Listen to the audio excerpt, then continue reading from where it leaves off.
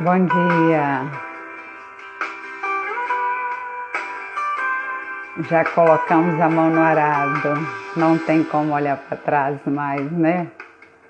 Quem tem posto a mão no arado não pode mais Olhar para trás. pra trás. Pois quem Bom dia, queridos. Mamerita, Odimar. trabalho certo Quem bota a mão no arado tem trabalho certo. profissão, Tem serviço e tem profissão nesse reino, irmãos. Ninguém fica desocupado, viu? Nossos parabéns ao nosso pastor Edinão pelo seu dia. Nossa imensa gratidão pela sua vida. E que esse louvor também fale ao seu coração, que botou a mão no arado um dia e já tem cumprido esse ministério que Deus deu, tão desafiador, né? E tem feito da sua vida um instrumento de trabalho de Deus. Que Deus continua sustentando a sua vida, guardando a sua família, abençoando o seu ministério, e que nós possamos ser mãos auxiliadoras olhar pra trás. nesse rebanho, Ao mestre deu a mão, nesses objetivos, nessa seara, né, irmão? tem serviço e profissão. E a gente vai lançando a semente, que Deus vai dando a visão ao pastor e que a gente possa abraçar a visão. E que o pastor continue pregando essa palavra e que nós continuemos pregando essa palavra. E jamais voltando atrás. Mostre com tua vida. Faz das boas novas a tua lida, irmãos. É isso que o pastor Dinan tem feito e que nós possamos seguir o seu exemplo. Vamos louvar ao Senhor, sabendo que Ele que nos fez esse chamado e quando Ele chama, não dá mais para retroceder. Nós não somos dos que retrocedem, diz Paulo, né?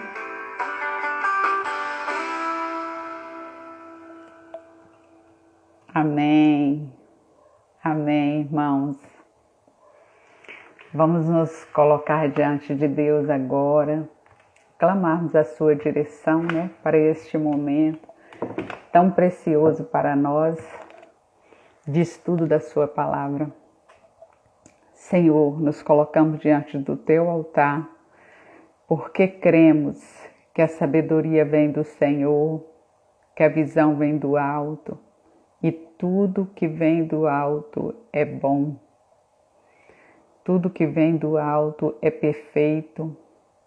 E nós, ó Deus, te convidamos para que tu derrames sobre nós espírito de sabedoria, de conhecimento nesta hora. E que tu possas tomar cativos nossos pensamentos e que o Senhor possa edificar o teu povo reunido aqui, disposto a ouvir a tua voz. Nós colocamos em especial a vida do teu servo, o pastor Edinã. No teu altar te louvamos pela sua vida.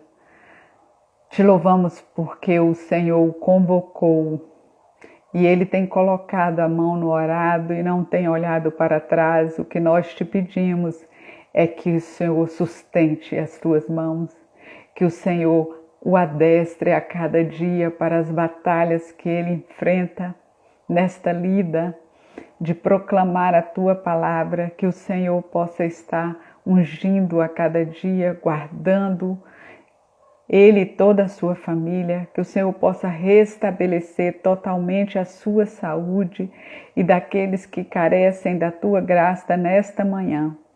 Queremos ouvir a tua voz, Pai, clamamos em nome de Jesus. Amém e amém. Amém, irmãos.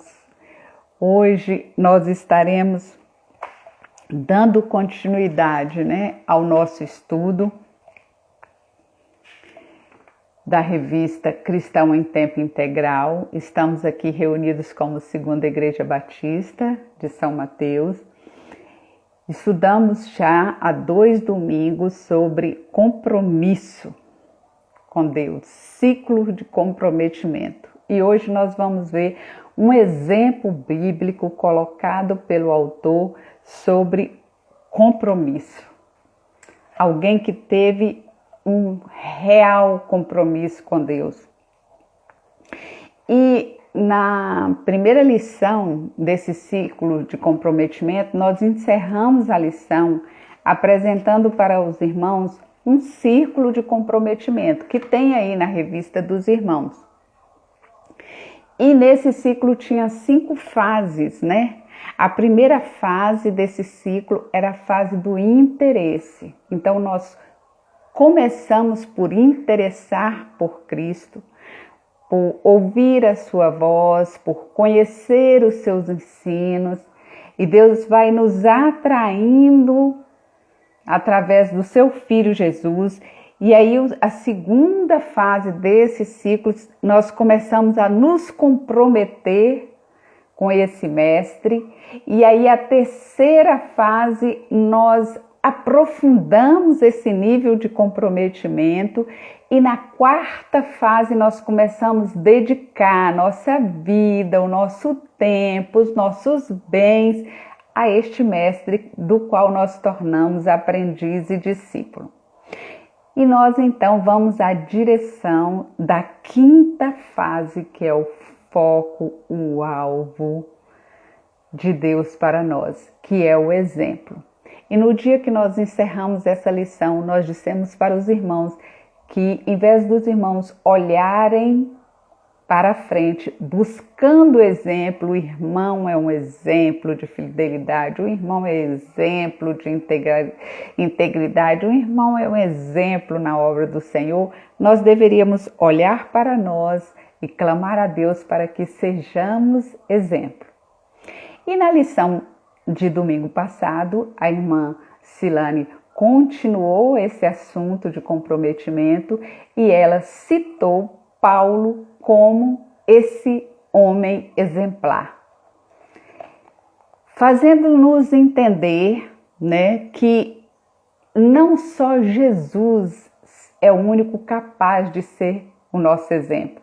Aqueles que o imitam verdadeiramente podem se tornar exemplo. Então, ela citou, Paulo disse, sede meus imitadores, porque eu imito a Cristo. E quando vocês me imitarem, vocês vão estar imitando Cristo, não a mim, porque tudo que eu faço na direção de Cristo. Então, é esse o nosso desafio nessa manhã. O autor apresenta logo 3 situações e ele diz, se você se comprometeu com Deus, isso inclui comprometimento com a sua obra. Você deve se sentir desafiado a comprometer-se com a obra do Senhor. Então, 2 domingos nós passamos aprendendo como se comprometer com o Senhor da obra. Hoje nós vamos nos ater ao comprometimento com a obra do Senhor. E aí o autor apresenta alguém que se comprometeu com o Senhor da obra e com a obra do Senhor, que foi Neemias. E ele disse que nós deveríamos aceitar esse grande desafio. Por quê, irmãos? Porque ser exemplo é um grande desafio. E aí ele coloca aqui o significado da palavra desafio. Então, os irmãos, nós, né, eu e os irmãos, estamos sendo desafiados nesta manhã a sermos exemplo. E o que é desafio? Desafio, segundo o autor, é um convite para realizar uma tarefa muito difícil. Exige coragem, esforço, perseverança. Desafiar alguém é instigar a pessoa a fazer algo que vai exigir toda a sua dedicação e habilidade. Quem aceita um desafio se compromete a dedicar todas as suas capacidades para conseguir executá-lo. Então, é algo que empreende esforço, é algo que empreende dedicação, é algo maior do que, às vezes, a sua própria capacidade, né? Ele diz, aceitar isso é estar disposto a dedicar toda a sua capacidade, com todo o seu esforço e sua perseverança. Isso é desafio. E aí, em que Neemias foi desafiado e por que ele pode ser exemplo para nós e nos motivar nesta manhã a ser exemplo para aquelas pessoas que nos cercam? Os irmãos conhecem a história do povo de Israel e o povo de Israel foi tomado cativo pelo Império Babilônico, um grande império naquela época, e aquele rei levou aquele povo para aquela terra tão distante e tão diferente dos seus costumes e culturas. Só que essa ida para lá não era assim para escravizar o povo, para oprimir o povo. Não, eles queriam agregar, né, conhecimento, agregar mão de obra hábil para o seu império, para tornar o seu império mais forte. Tanto que a Bíblia nos relata que eles pegaram a nata, né, de Jerusalém. E aí a gente vê pessoas como Daniel, Sadraque, Mesaque, Abednego na liderança dos governos desse império. E o povo já estava preparado de que esse cativeiro ia se demorar, né? Os profetas Jeremias, Isaías já profetizavam 70 anos de cativeiro. Então era uma vida ali. E aí, nesse contexto aqui de Neemias, Jerusalém já estava já tinha se passado 140 anos, né? Já tinha se passado os 70 anos de cativeiro e já tinha se passado o retorno do povo.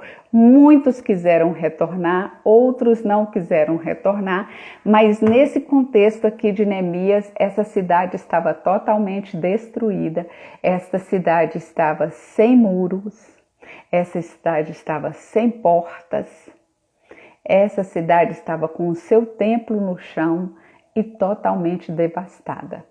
E uma cidade sem muro, irmãos, era uma cidade fadada à miséria.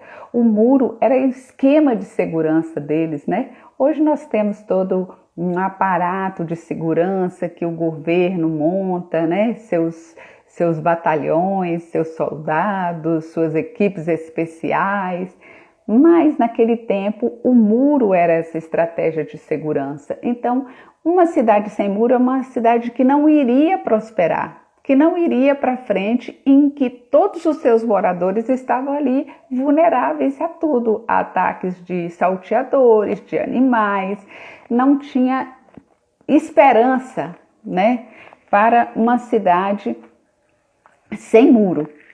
E aí, Neemias então recebe uma visita do seu irmão vindo de Jerusalém, onde ele estava vivenciando toda esta vergonha e dor e todas estas limitações de que a cidade vivia.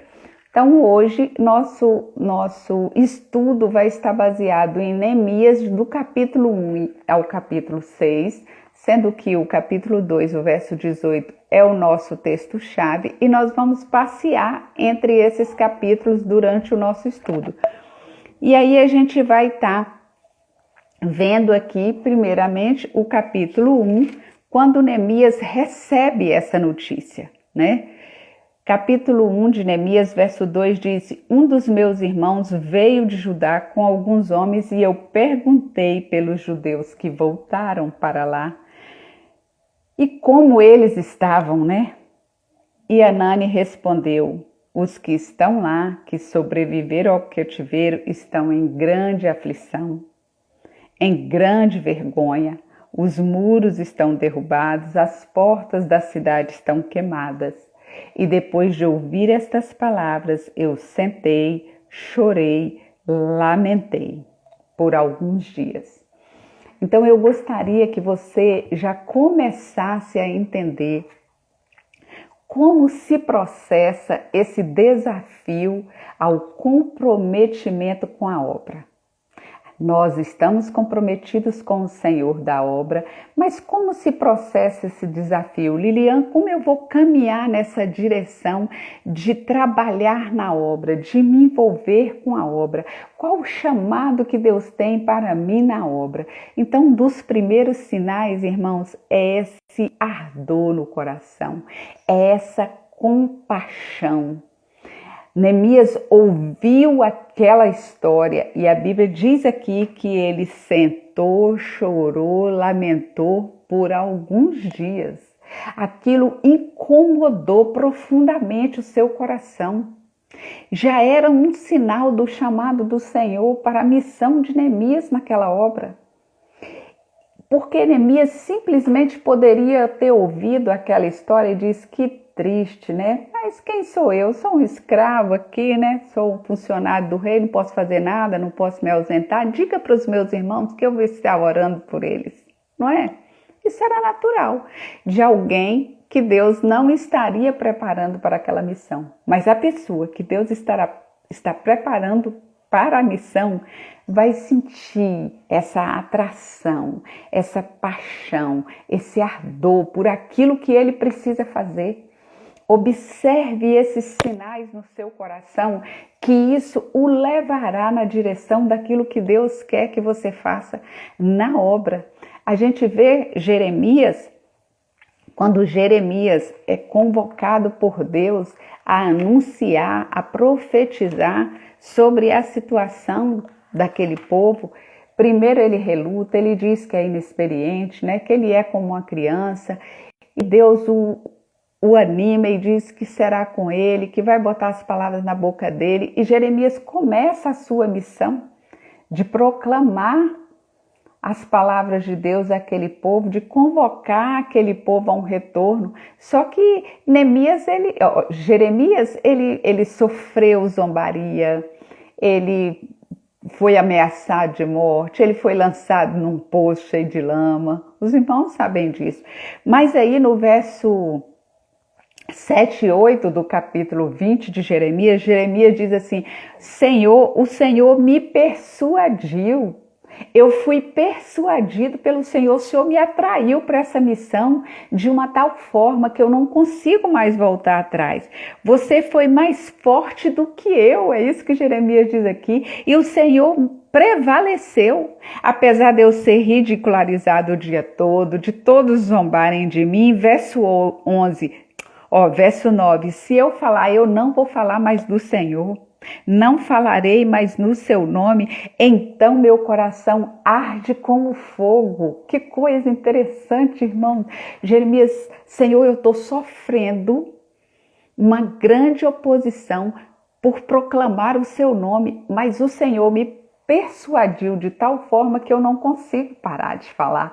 Quando eu decido parar de falar, o meu coração arde como fogo e eu não consigo mais retroceder.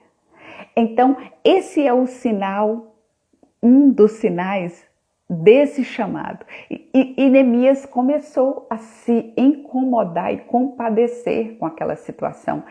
E aí o segundo sinal vem, né, irmãos? Neemias entra no secreto. Os sinais de Deus sempre vai aparecer no secreto, irmãos. Neemias entra no secreto. Neemias era um intercessor constante, lembra disso? Verso 4, ele diz: eu continuei a jejuar e orar. Quem continua é porque já fazia, né? Senão ele tinha falado assim: eu comecei. Não, o texto diz: eu continuei. Isso significa que Neemias era um intercessor constante. E nesse continuar, de comunhão com Deus, de oração e jejum, Neemias começou a ser direcionado para esse compromisso com a obra da qual nós estamos falando nesta manhã. Deus começa a dar visão a Neemias. E para saber como caminhar nisso, aprenda isso, seja claro com Deus. Foi no secreto com Deus, verso 11, que Neemias disse: eu preciso de sinais. Eu estou sentindo o desejo de ajudar meus irmãos. O meu coração está queimando por essa situação, mas eu não sei o que fazer. O verso 11, Neemias ora ao Senhor e diz: Senhor, os teus ouvidos estejam atentos à oração do teu servo, cujo prazer tem de temer ao Senhor. Faze com que o teu servo seja bem-sucedido hoje e que o rei seja favorável a mim.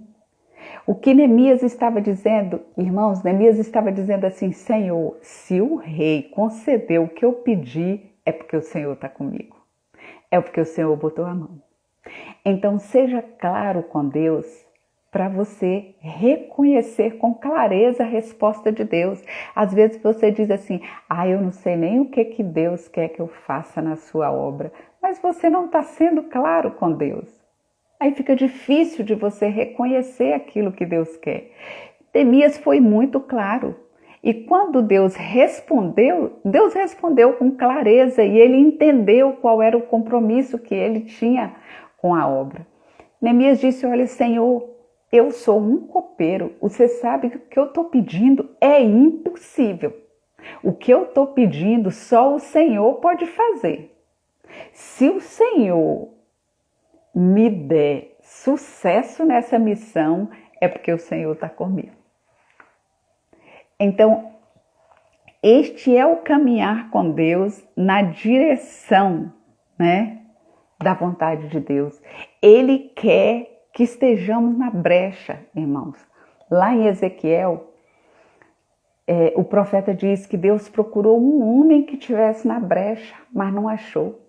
Neemias diz: olha, eu estou aqui na brecha, eu estou querendo fazer, está aqui diante do Senhor o que eu preciso fazer, só que eu não tenho condição de fazer. Se o Senhor quer que eu faça, aprenda a conversar com Deus assim, Se o Senhor quer que eu faça, o Senhor coloca a mão e move o coração do rei. E aí no capítulo 2, Neemias vai para a presença do rei trabalhar na sua função. Quando Neemias chega, o rei percebe que Neemias está perturbado e as pessoas que tinham que se apresentar ao rei tinham que estar sempre bem dispostas, bem vestidas, bem aparamentadas. E o rei percebe que Neemias não está bem, ao ponto de Neemias temer lá no seu coração, Eu temi, fiquei com medo quando o rei diz: o seu rosto está triste, o que está acontecendo? Verso 2. E aí Neemias decide ser claro para o rei. Seja claro com Deus e seja claro com os seus objetivos, com aquele que te cerca, para você ser direcionado exatamente aonde Deus quer. A irmã Lucimar está dizendo que o vídeo foi pausado. Travou para vocês aí, irmãos? Porque aqui para mim não travou. Me dá um retorno, um ok, se está tudo bem, se travou, para a gente sair e entrar novamente. Viu? Vamos continuar aqui até os irmãos me derem um ok aí.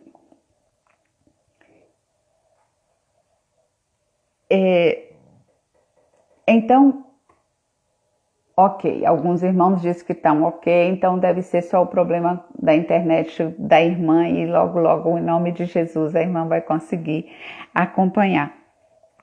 Seja claro com aquelas pessoas que te cercam também.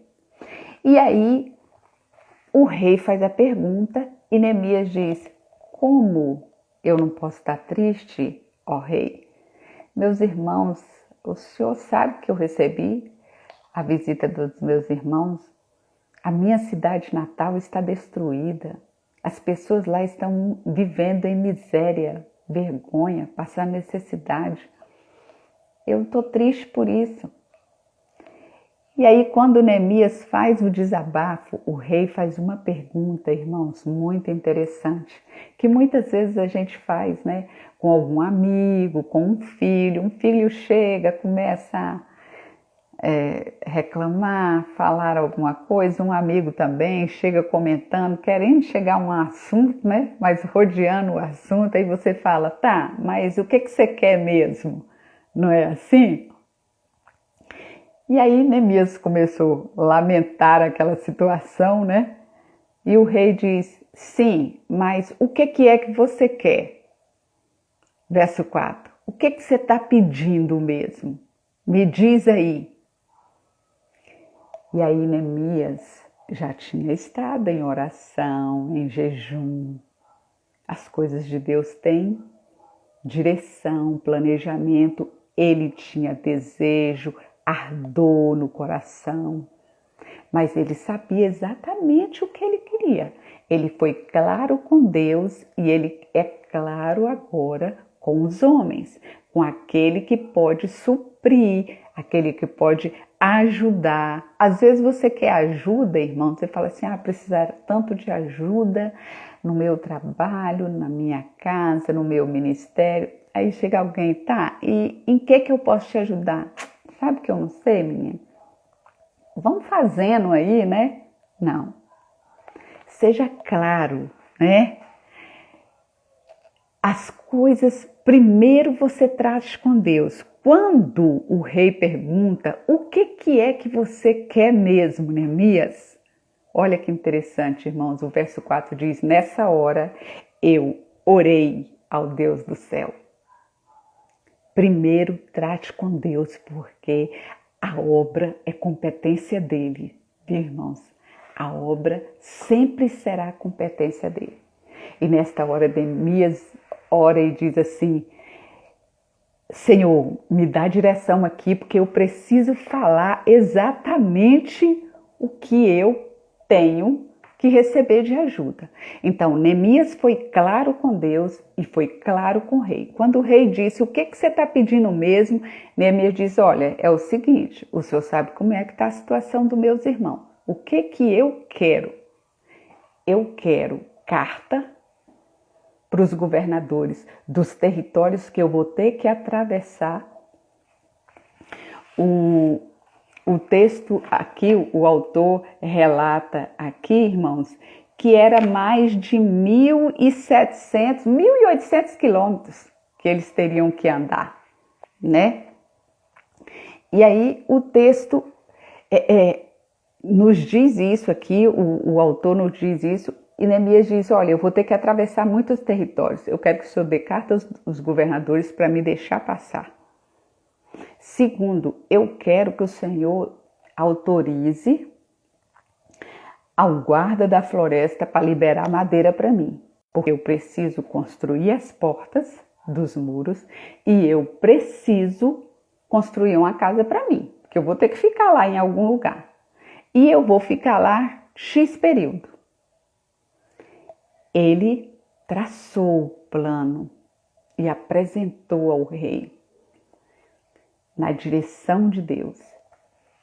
Verso 8. E graças à mão de Deus sobre mim, o rei atendeu a todos os meus pedidos. Irmãos, o autor diz aqui, Deus deu a visão. O trabalho era impossível. E o que era impossível e improvável, Deus fez. E Ele sempre fará. Ele é o mesmo Deus, irmãos. Ele é o mesmo Deus. E entenda uma coisa, a visão sempre vai ser maior do que seus recursos. Quando o que você traçou está muito já estruturado, você tem tudo na mão para realizar, pense direitinho que talvez esse planejamento é mais seu do que de Deus. Porque quando Deus te dá uma visão, a visão de Deus sempre vai ser maior do que os seus recursos, porque Deus vai apontar para você que você depende dele para fazer a obra. Você precisa ser comprometido com o Senhor da obra, e para se comprometer com a obra, você tem que estar na dependência dele. É isso que Deus ensina a Neemias. Neemias, você quer, né? Você clamou, você deixou isso entrar no seu coração. Agora eu vou dar para você o que você pediu. O impossível eu vou fazer. É mover o coração do rei. O provérbio diz que o coração do rei está na mão do Senhor e ele o inclina para onde quer. Não esqueça disso. Nós temos orado pelas nossas autoridades, irmãos. Não brinque com isso. A autoridade não é para ser xingada, não é para ser vaiada. A Bíblia diz que a autoridade são pessoas carentes da nossa oração, independente dos suas ideias, suas opiniões. E Deus tem o coração deles e de qualquer um habitante desta terra sobre o seu domínio. E Neemias vivenciou isso, testemunhou isso. Deus moveu o coração daquele rei. Quando Deus dá ordem, irmãos, saibam disso. Quando Deus dá a ordem, Ele coloca a mão sobre você. Agora tem uma coisa, você coloca a mão na massa.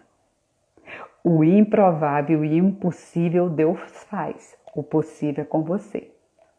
Deus te dá condições de trabalho, mas quem trabalha é você. Deus não vai trabalhar por você, não. Neemias estava numa situação totalmente confortável. Comia do bem, do melhor. Tudo que o rei ia comer, ele tinha que comer primeiro, porque ele era copeiro. Ele estava num cargo altíssimo do governo. Ele estava numa total zona de conforto. Ele poderia muito bem não abrir mão disso. Mas ele, ao ser despertado pelo Espírito de Deus, ele renunciou a tudo isso. Um homem que estava nessa posição agora ia botar a mão na marreta e quebrar pedra. Ia cortar madeira.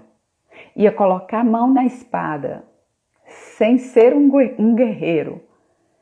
Mas o salmista Davi diz que mesmo quando a gente não é guerreiro, mesmo quando a gente não sabe manejar a espada, Deus adestra as nossas mãos para a batalha.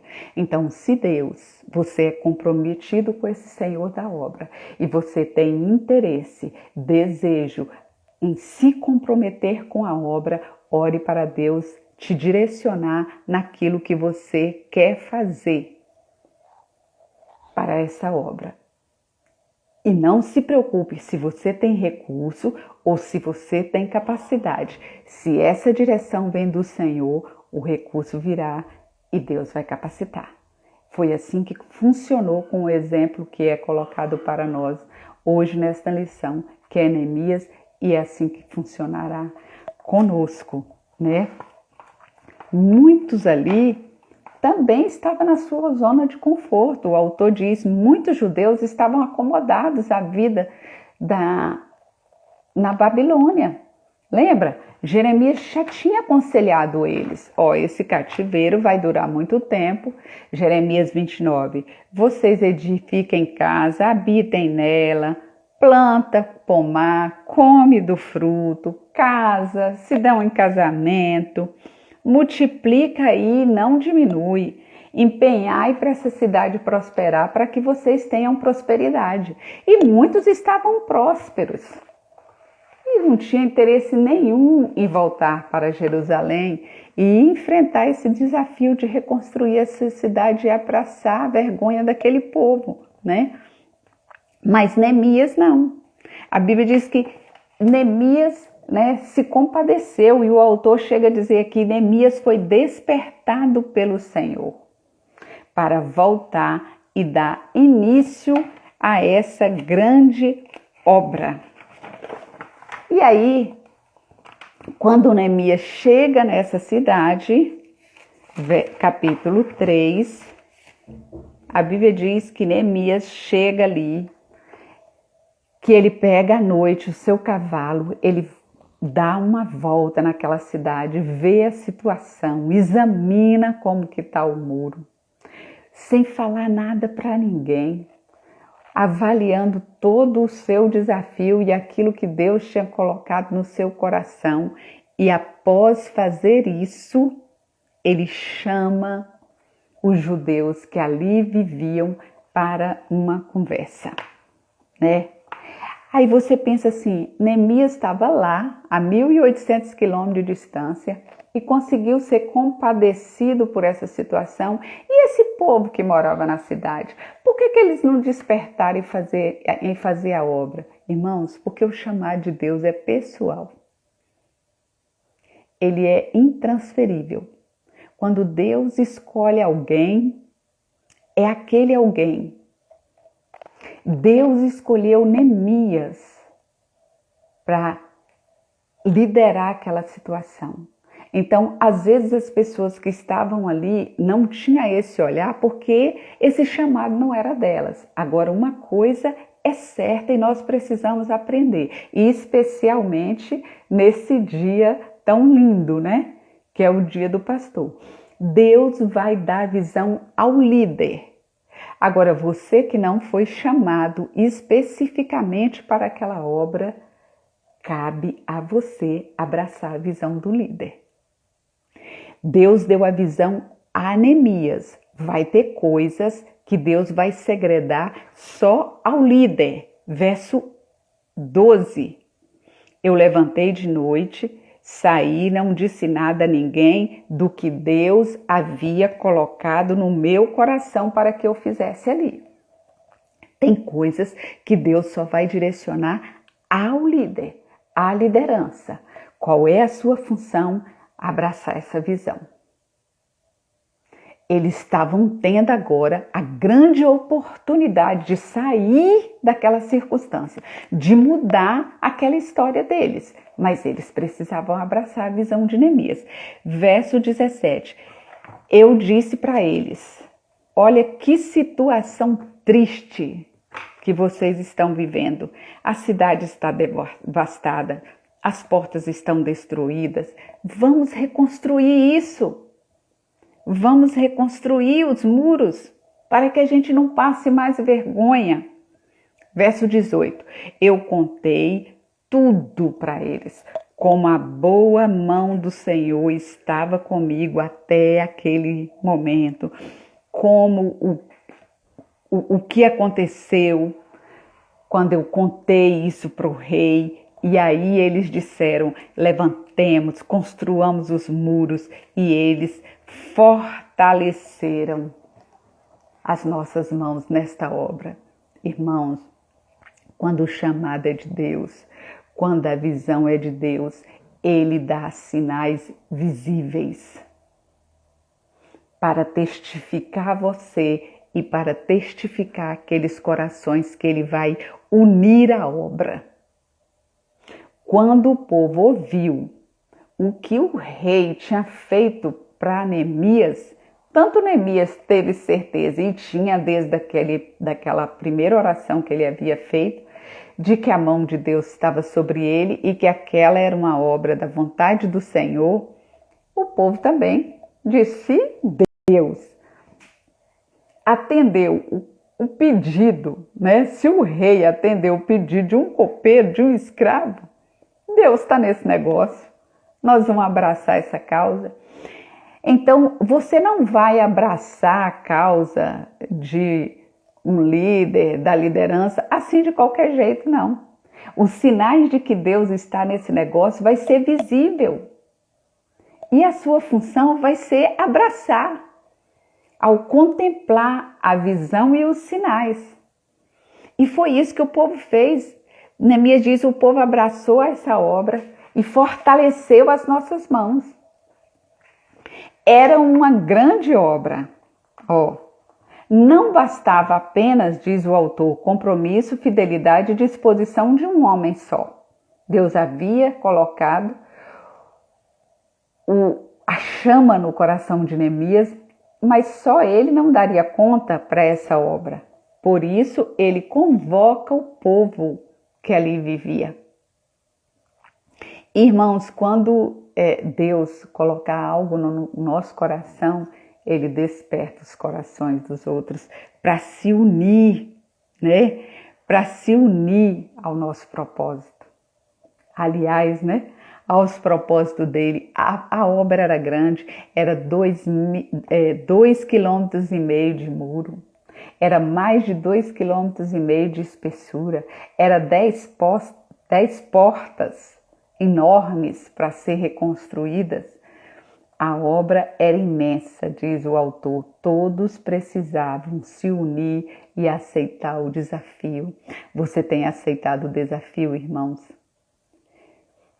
Da obra que Deus tem convocado a nossa igreja a fazer? Você tem abraçado a visão do nosso líder?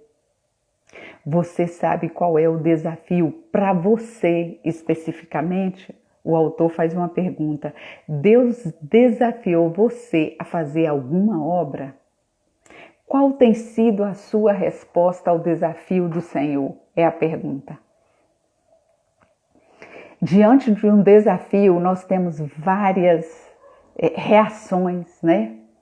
Diante de um desafio, às vezes a gente se paralisa.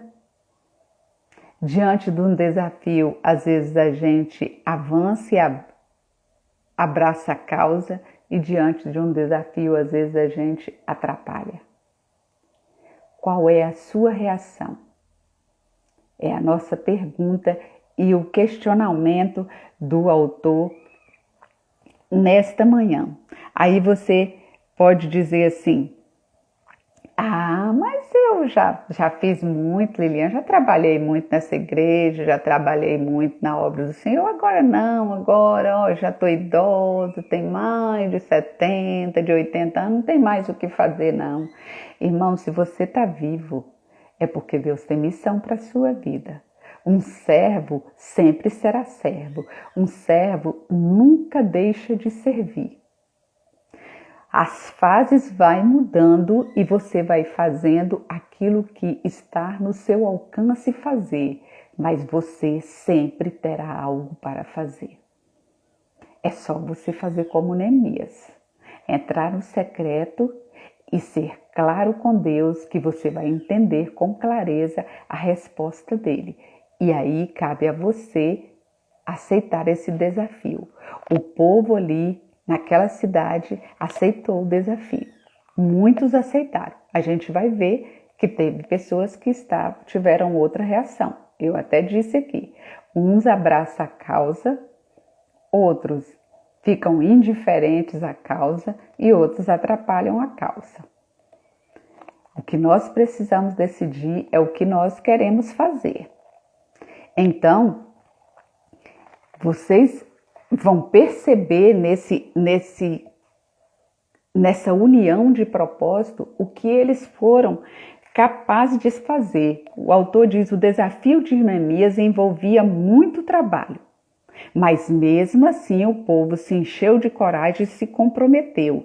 Deus nos desafia e a nossa resposta deve ser sim ao seu comprometimento a Ele e à sua obra.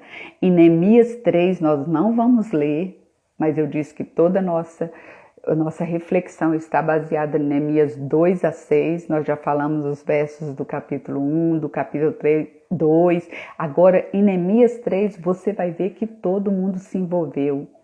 Irmãos, eu disse que Neemias nunca tinha pegado provavelmente numa marreta, né? Numa espada, numa madeira para aplanar e fazer uma porta, que não era tão simples como hoje, com todos os instrumentos que temos hoje.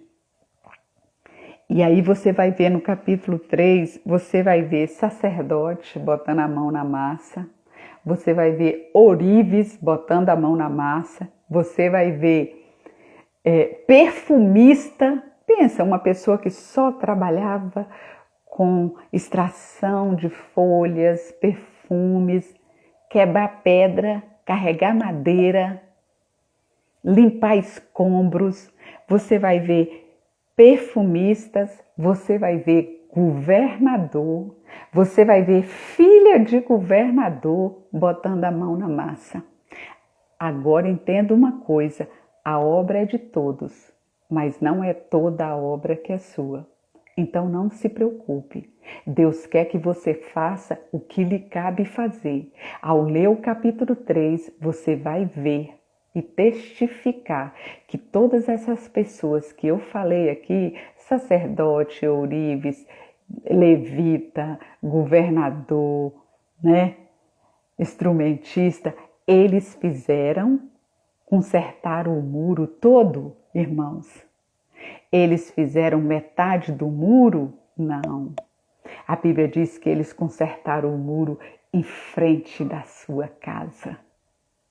Eles fizeram aquilo que lhe cabia fazer.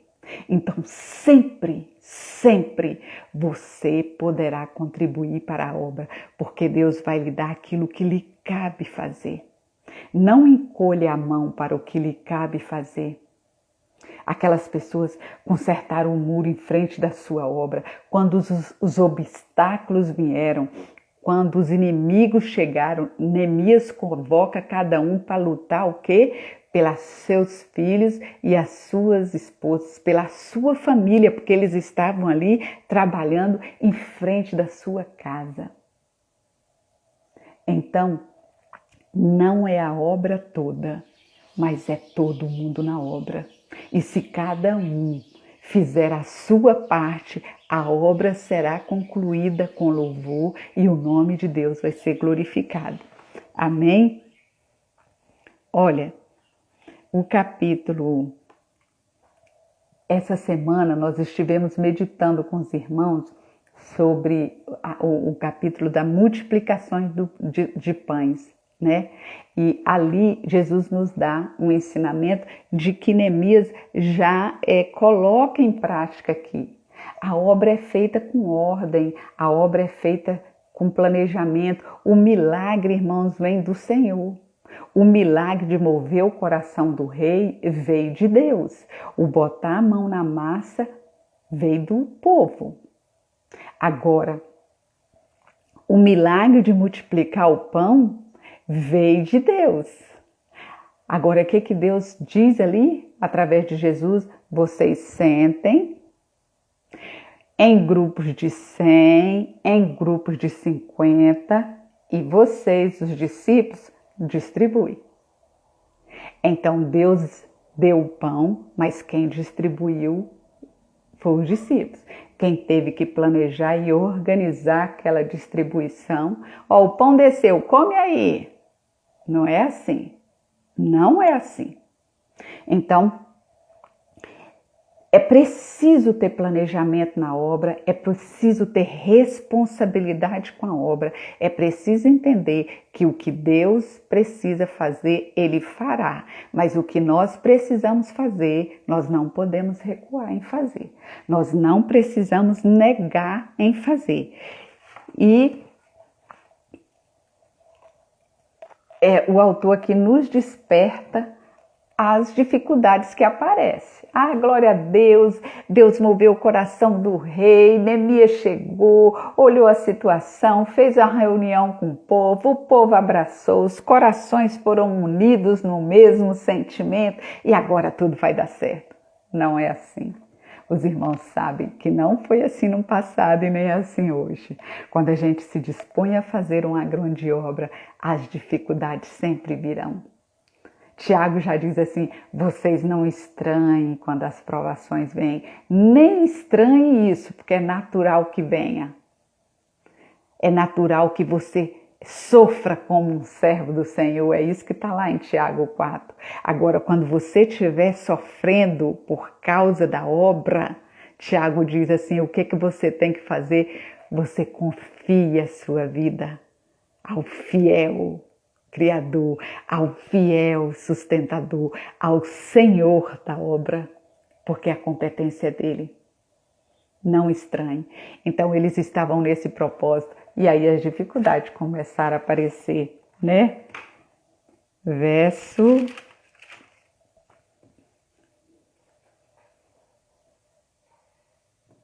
ver aqui qual o capítulo. No mesmo capítulo 2, verso 19. Quando Sambalate, Tobias, Gesem ouviram que a gente estava abraçando a causa daquele povo, e o verso 10 diz que eles não estavam satisfeitos porque alguém estava querendo o bem daquele povo, porque eles queriam mesmo que aquele povo se lascasse, porque eles provavelmente estavam levando vantagem em cima daquelas pessoas sofridas, carentes. Vocês vão ver que muitos deles estavam sendo explorados. Lá no capítulo 6 a gente vê isso. E aí ele diz que quando essas pessoas ouviram isso, zombaram e desprezaram, vocês não vão conseguir, né? O que é isso que vocês estão fazendo? O rei vai pensar que vocês estão querendo se rebelar contra ele. E aí Neemias dá uma resposta. O Deus do céu é quem fará essa obra. Nós só vamos nos levantar e construir. Mas quem vai direcionar essa obra, manter essa obra é Deus. Então levante você para fazer a obra. Porque quem mantém a obra, quem vai dar direção à obra, quem vai sustentar você na obra, independente das dificuldades que virá, é o Senhor da obra. E aí o autor coloca, sempre vai ter 3 tipos de pessoas, né? Os comprometidos com a obra, os não comprometidos com a obra e os opositores. Escolha a sua posição, e eu espero em Deus que você escolha as posições dos comprometidos, sabe por quê? Os comprometidos têm o bom perfume de Cristo. Os não comprometidos é aqueles que a gente diz essa expressão, eles não fedem nem cheiram, não é? E quem nem fede nem cheira é morno. E Apocalipse diz que o morno Deus vomita. Então não queira ser o que não se envolve. Provérbios 18:1, irmãos, diz assim, ó. Deixa eu achar esse texto aqui que eu separei para ler para os irmãos. Provérbios 18:1. Quem vive isolado busca seu próprio desejo e insurge-se contra a verdadeira sabedoria. Não faça isso, eu não quero nem saber, sabe? Vou ficar no meu canto. Deixa eles trabalhar. Também eu não sei fazer nada mesmo. Olha o que o sábio Salomão diz, quem vive isolado é porque está pensando só em si. Insurge, vai contra a verdadeira sabedoria. E a verdadeira sabedoria vem do alto, então você está indo contra o alto. Então para com esse negócio, eu vou viver no meu canto, esse negócio de largar a igreja para lá. Os desigrejados, né? Esse é um texto que reprova os desigrejados. Abrace a noiva de Cristo. Você não abraçou o compromisso com Ele? Então comprometa-se com a sua noiva. A Bíblia diz que ela é a sua igreja. Ela é perfeita, irmãos? Não. Ela não é perfeita. Irmãos, sabe por quê? Porque ela também está em construção. A gente vê Paulo falando sobre a igreja lá em Efésios, o amor de Cristo pela igreja. A Bíblia diz aqui em Efésios 5 que Jesus amou a igreja. Você não vai amar a igreja? Você não segue o exemplo de Jesus? A irmã Rosane quer saber o texto que eu li, Provérbios 18:1, tá? Como você não vai amar alguém que Deus se entregou por ele? Jesus amou a igreja, se entregou por ela a fim de santificá-la, purificá-la e lavar com a palavra. E apresentar a ela a ele como igreja gloriosa, sem mancha, nem ruga, nem qualquer coisa semelhante, santa e irrepreensível. Então entenda uma coisa, a igreja ela não é gloriosa, santa e irrepreensível. Não, ela está sendo santificada, purificada, trabalhada com a palavra para ser apresentada santa e irrepreensível. Então, nós como igreja somos uma obra em construção. Então, nós vamos nos decepcionar com pessoas, nós vamos encontrar lá os não comprometidos, nós vamos encontrar lá os não opositores, e o autor nos direciona aqui o que fazer diante dessas circunstâncias e com essas pessoas. Então, a igreja, ela não é perfeita. Ela é uma obra em construção, Deus está santificando, purificando, e nós estamos tudo no mesmo barco, irmão, porque nós também não somos perfeitos, não. E nós fazemos parte dessa igreja.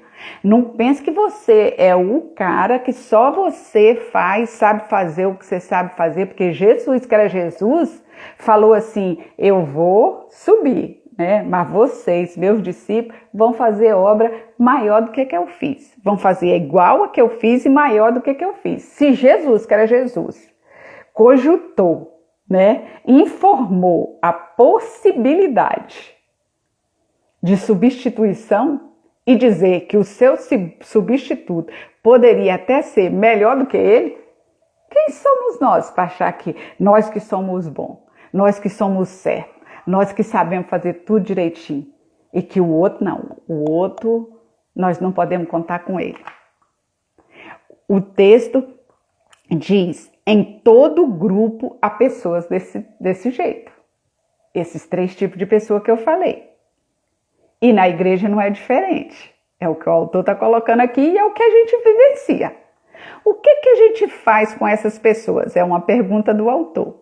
As características dessas pessoas, às vezes, é zombaria. Eles zombam daquilo que você pretende fazer, ou eles desprezam, ou eles fofocam, falam mal, dizem verdades, espalham mentira, como Sambalate e Tobias fez. Agora, o que Neemias, que é o nosso exemplo de comprometimento, fez e o que nós devemos fazer? Primeira coisa que o autor diz aqui, nós não podemos desistir dos não comprometidos. Viu? Deixa eles para lá. Não, o autor nos aconselha a influenciá-los para que eles venham a se comprometer. A gente só precisa saber se eles estão de acordo com o que a gente faz. Eles não precisam pensar igual, irmãos. Uma coisa é eu querer andar junto com o irmão, eu acordar. Para mim andar junto, eu acordo. Mesmo que eu não concorde, mesmo que eu não tenha a mesma visão, mas eu estou disposto a caminhar junto. Nem sempre a gente vai pensar igual. Mas a gente está com o desejo de unir propósito. E Deus vai direcionar. Então, tenta trazer os não comprometidos para perto de você. É o primeiro conselho aqui. O outro conselho, você tenha consciência da vontade de Deus. Neemias tinha. Neemias não foi movido pela paixão, pela uma emoção assim momentânea. Vou lá, a cidade dos meus pais estão lá enterrados. Onde eu vivi a minha infância. Ele não foi motivado por sentimento e emoção, não, irmãos. Ele foi motivado por uma ordem. Deus colocou um ardor no seu coração. Ele entrou em clamor, jejum e oração. Ele pediu o sinal a Deus, Deus deu. E o que ele pediu, Deus fez. Neemias tinha consciência que a mão do Senhor estava sobre ele. Então, quando as dificuldades vierem, você precisa ter essa certeza de que o que você está fazendo é o que Deus mandou você fazer. E se você tiver essa certeza, essa maturidade que você precisa ter, aí, irmãos, podem falar o que quiser, pode zombar, pode desprezar. O que Neemias respondeu? Para zombaria, por desprezo. Vem cá, vem conversar com a gente. Viu? Os não comprometidos você tenta influenciar. Os opositores, os zombadores, os maus, você neutraliza, você anula, você entrega-os a Deus. O que Neemias disse? Eu estou fazendo uma grande obra, não posso parar não. O que o autor diz aqui? Discernimento em saber com quem que você deve contar. Não se distraia com os opositores. Se comprometa com os comprometidos, valorize os comprometidos, tenta influenciar os não comprometidos e não se distraia com os opositores. Deixa eles lá, anula eles. Eu estou fazendo uma grande obra, não vou me estressar aí com você, vou perder tempo com vocês não. O que eu vou fazer com vocês? Orar por vocês e vou seguir minha vida, não é? Olha o que Neemias faz aqui, ó. Neemias diz assim: Senhor, Neemias 6,14, lembra-te do que Tobias, Sambalate, a profetisa Noádia, que profetizou mentira para ele, lembra do que eles fizeram e do que eles tentaram nos atemorizar. Esses, você entrega para Deus. Esses são os que cheiram mal, né? Os comprometidos têm o bom perfume, os não comprometidos nem fede nem cheira, e os opositores cheiram mal. Com eles você não se mistura. Viu, irmãos? Essa é, né, o conselho, a direção do autor aqui. Ele diz: Deus nos desafia a trabalhar com os comprometidos, seja eles muito ou poucos, se importe com eles, investe neles. Quer ver uma coisa que às vezes a gente faz muito, irmãos, que revela que a gente às vezes não está valorizando os comprometidos? Você marca uma reunião, aí convocou 40 pessoas, aparece 10.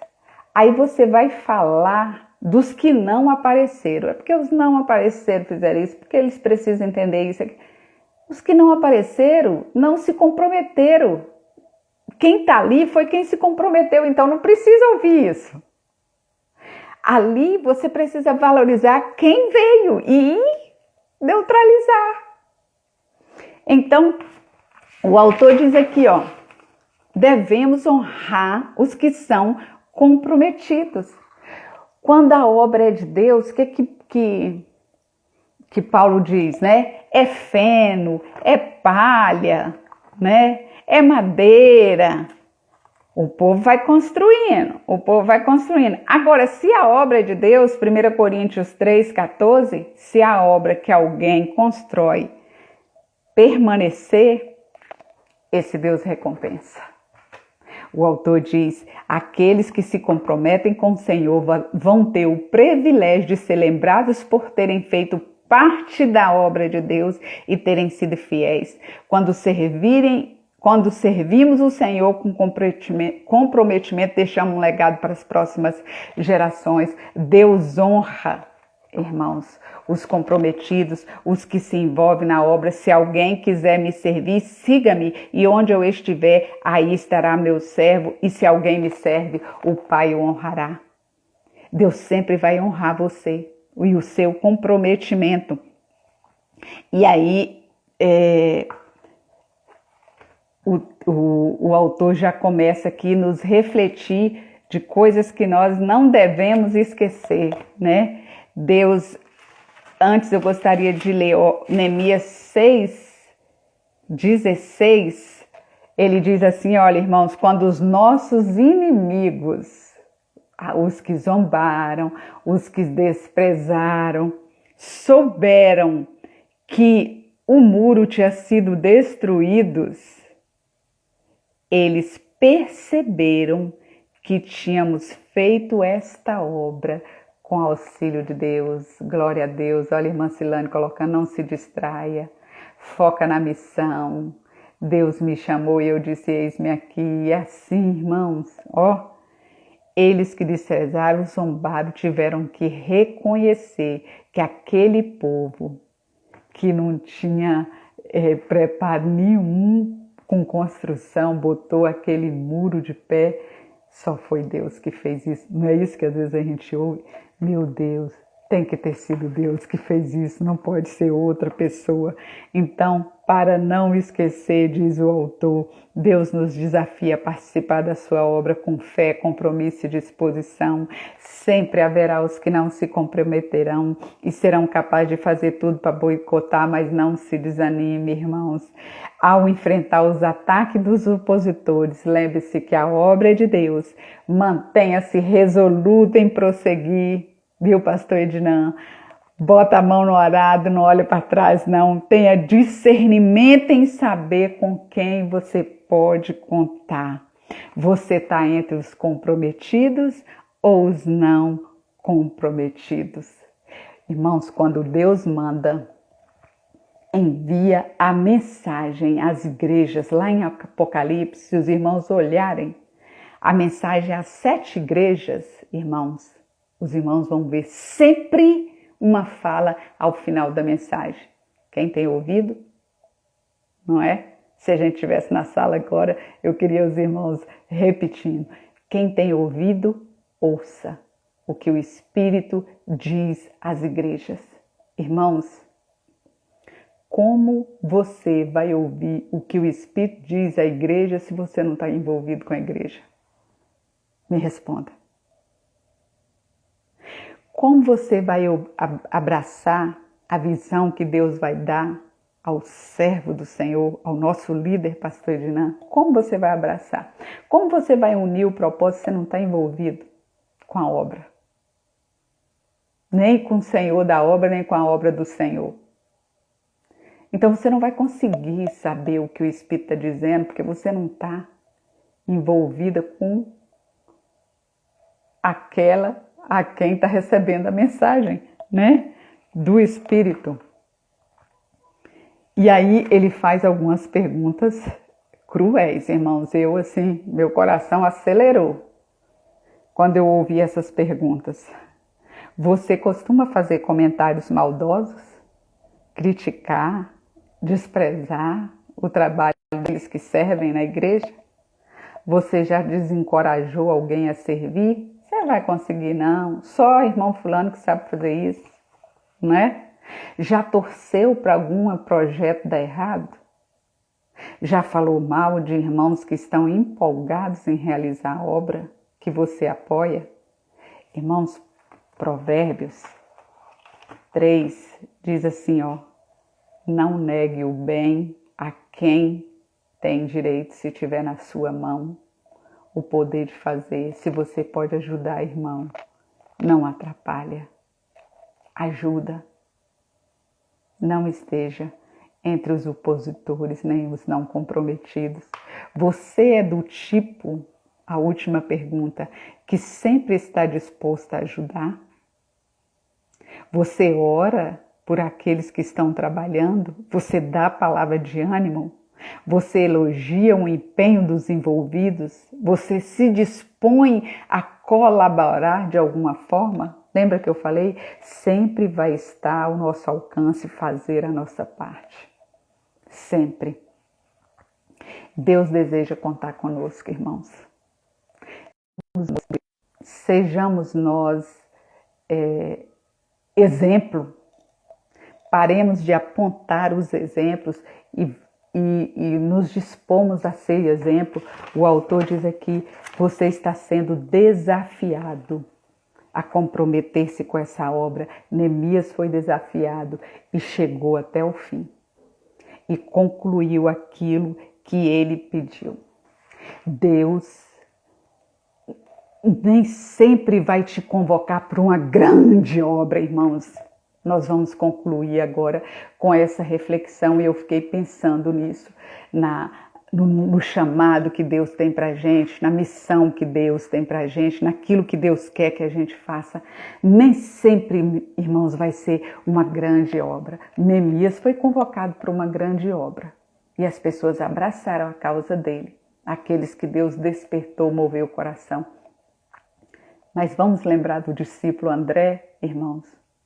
André foi avisado por João sobre Jesus. Este é o Cordeiro de Deus que tira o pecado do mundo. Quando André encontrou com Jesus, qual foi a primeira pergunta de André? Onde você mora? Onde você fica? Onde se hospeda? Jesus diz, é ali. E a Bíblia diz que André passou um dia com Jesus. E um dia com Jesus foi o suficiente para André ser impactado por aquele aprendizado, por aquelas palavras. E André convidou Pedro. Eu conheci o Cordeiro de Deus que tira o pecado do mundo. Vem você conhecer. E Pedro, no seu primeiro sermão, levou 3.000 almas a Jesus. André não pregou para 3.000 almas. Ele pregou só para André, só para Pedro. Às vezes Deus quer te usar para falar só para um, porque Ele tem uma missão para esse um maior. Mas entenda que a sua missão é tão importante quanto a de Pedro. André apresentou só um rapaz, lembra? Aqui está um rapaz, Senhor, com 5 pães e 2 peixinhos. E essa pequena ação de André alimentou 5.000 pessoas, irmãos. André foi instigado pelos gregos a levarem eles até Jesus naquele dia de movimentação, de festa em Jerusalém. Os gregos queriam conhecer Jesus. Quem levou os gregos a Jesus foi André. Está lá nos evangelhos. Talvez, irmãos, você ou eu não está sendo convocado para pregar às nações estrangeiras, para pregar para 3.000 almas, para alimentar uma multidão. Mas talvez Deus está querendo convocar você para ser canal para isso, para ser instrumento na mão daqueles que Ele fará coisas maiores. Mas Ele quer contar com você, no muito, no pouco. Não recue, não recue. Se um dia para André foi suficiente para ser impactado por essa obra, quanto tempo você conhece Jesus? As nossas igrejas, irmãos, estão precisando mais de discípulo e menos de membro. Seja um discípulo. Seja um discípulo do Mestre. Se comprometa com o Senhor da obra e com a obra do Senhor.